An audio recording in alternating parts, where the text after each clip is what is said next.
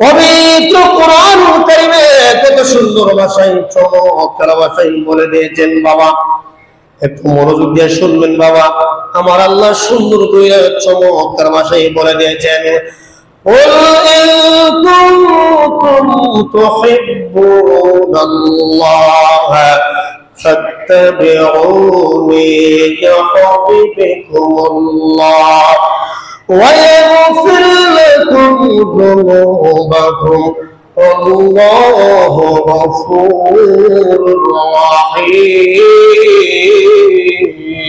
আল্লাহু আকবার।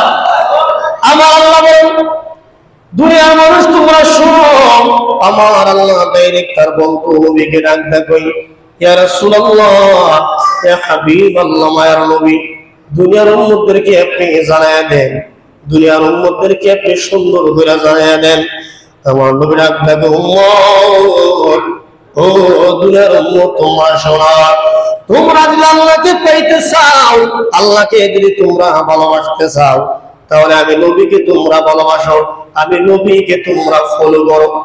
সুবহানাল্লাহ। আল্লাহ বলতেছেন আপনি দুনিয়ার উম্মতদেরকে জানায় দেন, তারা যদি আমি আল্লাহকে পাইতে চাই, আল্লাহকে ভালোবাসতে চাই, তাহলে যেন আপনাকে ফলো করো। নবীকে ফলো করার কথা হয়েছে। এখন নবীকে ফলো করার কথা আল্লাহ হয়েছে, এখন আমরা নবীর আগমনে আমরা খুশি না বেজার? জোরে করে খুশি না বেজার? যারা বেজার হয় তাদের অ্যান্টিবায়োটিক আইতাছে, কিন্তু সব নাইতাছে ইনশাআল্লাহ, অ্যান্টিবায়োটিক ওয়াশ করা হবে তাদেরকে। যারা নবীর আগমনে বেজার, মিস্টার মালাউন্নার বংশধর, শয়তানের বংশধর, প্রত্যেক পাড়ায় পাড়ায় নবীর আগমনে খুশি হইতে চায় না। মিলাদুন্নবীর জুলুস করলে তারা বলে বেদাত, মিলাদুন্নবী করলে বলে তারা বেদাত। এই জন্য তাদেরকে দাঁত বাঁকা জবাব দেওয়ার জন্য এই মিম্বর কথা করতে কিনা। এই জন্য বাবা আমার আল্লাহ কই, বন্ধু নবী আপনি দুনিয়ার মানুষদেরকে জানায় দেন, আমি আল্লাহকে যদি পাইতে চাই, তারা যেন আপনাকে ফলো করে, তারা যেন আপনাকে অনুসরণ করে, অনুকরণ করে, তারা যেন আপনাকে ভালোবাসে। এখন প্রশ্ন হলো, নবীকে ভালোবাসলে কি হবে? আমার নবী বলেন, আমি নবীকে ভালোবাসলে তোমাকে আমার আল্লাহ ভালোবাসবে। জোরে জোরে বলুন সুবহানাল্লাহ।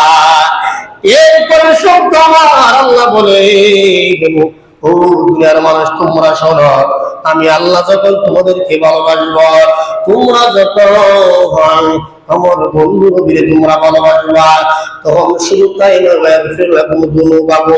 আল্লাহু গফুর রহিম।